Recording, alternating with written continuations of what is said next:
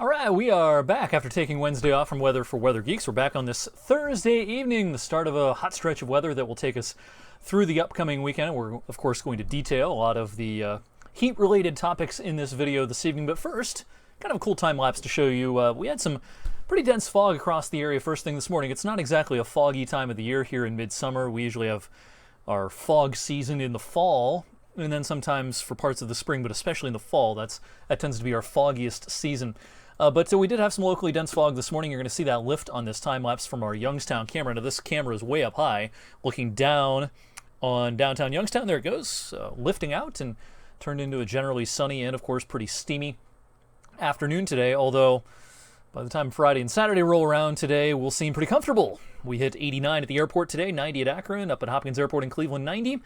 Pittsburgh, 87 degrees, and Wheeling hit the middle 80s earlier on today. We did have a band of showers and storms earlier that impacted parts of northwest Ohio. This has been fizzling as it's coming east. Not much more than sprinkles now. 5 minutes of rain, maybe Akron to Canton as of 7:08.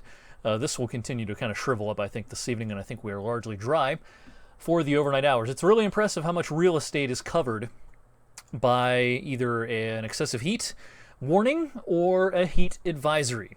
You know, you can kind of measure this out from the Red River, the border of Oklahoma and Texas, all the way to, say, Boston.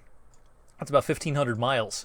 As the bird flies, as the crow flies, as they say, worth of some sort of heat product. And so this hot air mass really has some legs to it and is impacting millions upon millions. And this is kind of our ghost of Christmas future here, what's going on today in St. Louis and Tulsa and Springfield and Memphis and Paducah.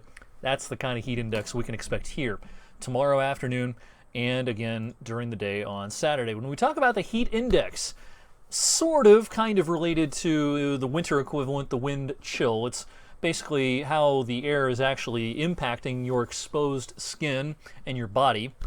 When we talk about heat index, it's all about our body's ability to cool itself off.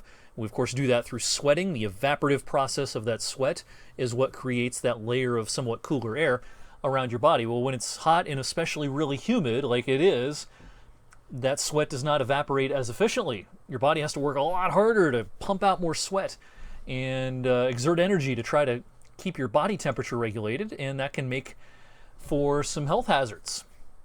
And with the kind of heat indices we expect tomorrow and Saturday, probably 100 to 105, if you have a job that requires that you work outside, or you're going to be exerting yourself outdoors for any reason, whether it's some sort of practice or running or doing anything involving exerting yourself, you've got to take this seriously and don't treat it like just a generic standard issue hot summer day like today was. This is a little more unusual tomorrow and Saturday. So, you know, heat cramps will be a possibility if you don't take care of yourself.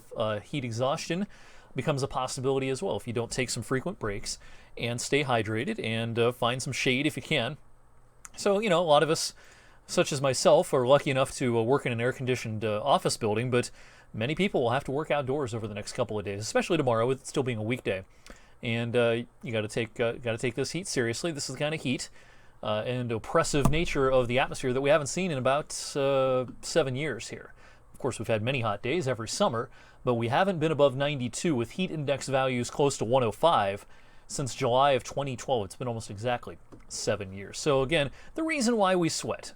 I explained it a bit just a moment ago, but here's kind of a graphical representation. When our body temperature gets above that magic number, sweat is released in an effort to cool us down through that evaporative process. Heat is drawn away from the body, and you know when it gets didn't mean to hide that graphic from you. When it gets really, really humid, sweat fails to evaporate from your skin, keeping you warmer, leaving you feeling sticky, and again, leading to potential health issues. All right, our last official heat wave, 90 plus for 3 straight days, was around Labor Day last September. We've had a few 90-degree days this year, a handful actually, but we haven't strung together 3 in a row. We may not string together 3 in a row this time either. We hit 89 today. Sunday's close call. I kind of suspect it gets above 90, making an official heat wave Friday, Saturday, Sunday, but Sunday's not as much of a mortal lock to be in the 90s as tomorrow and Saturday are. Last time we had 4 straight 90-degree temperatures, it was 2011, and the last time we had 5 in a row, it's been almost 30 years. It's been since 19 91 since we've had exactly 5 in a row. Now, 6 in a row, we had that in that scorching hot summer of 1995, and the last time we had 6 in a row was during that scorching hot summer of 1988. All right, so, you know, people who are sensitive to the heat, whether it be the elderly, the very young, those that are without air conditioning and maybe don't have the resources to find a cooler spot, this can lead to issues when it gets really, really hot. And some people may be surprised that the #1 weather-related killer in the U.S. is heat. And especially in the big cities, when you get extreme heat waves that last more than just a couple of days, we almost every single time see some fatalities. It's usually elderly people who are in an upper floor of an apartment building or something like that. They don't have air conditioning, and they probably don't have friends and loved ones to check in on them, unfortunately. So you see that a lot when a heat wave hits, say, Chicago or New York City. Around here, of course, we're not as big of a city, and this heat wave is not going to be all that long. Our heat waves tend to be shorter than in some of those other cities. So we'll get through this. It'll be a hot stretch of weather for the next couple of days, largely rain-free as well. Model brings up some cumulus clouds tomorrow afternoon. I think we're dry in the daylight hours tomorrow. It's interesting, some of the modeling tomorrow evening is trying to drop a complex of storms across the lake and into northeast Ohio, western PA as well. I'm not sure if this is the right idea. If it were to be right, you know, these can mean some business for a time tomorrow evening. Sometimes when we see those clusters diving or cascading down through the lower Great Lakes, they really can pack a punch. Not sure yet. This is a low confidence idea that this model has. Not sure yet if it's right.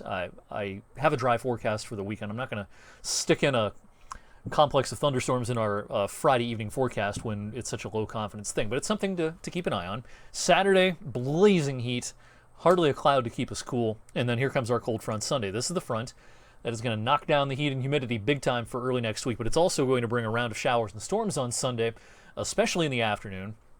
And I do think we have a heightened severe weather risk on Sunday. Boy, what a change that's coming, though, behind that front. Our dew points, those soupy South Florida dew points in the mid-70s that we'll have tomorrow, that we'll have Saturday, that we'll even have through a good chunk of Sunday. Watch them disappear. Whoosh! Wow, is it going to feel awesome outside early next week. You can open up the windows, good sleeping weather.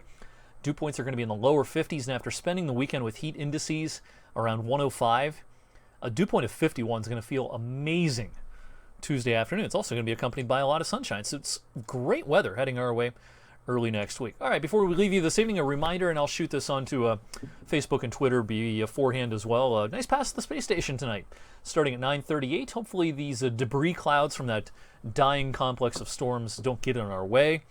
But if you have a clear enough sky in your location, 9:38, this will appear in the southwest sky, disappearing 6 minutes later in the northeast, reaching a maximum elevation above the horizon of 57 degrees. So a pretty bright space station flyby this evening. All right, that'll do it for tonight's Weather for Weather Geeks. Thanks as always for watching this long, extended, in-depth, geeky video. I'll see you back here on Friday.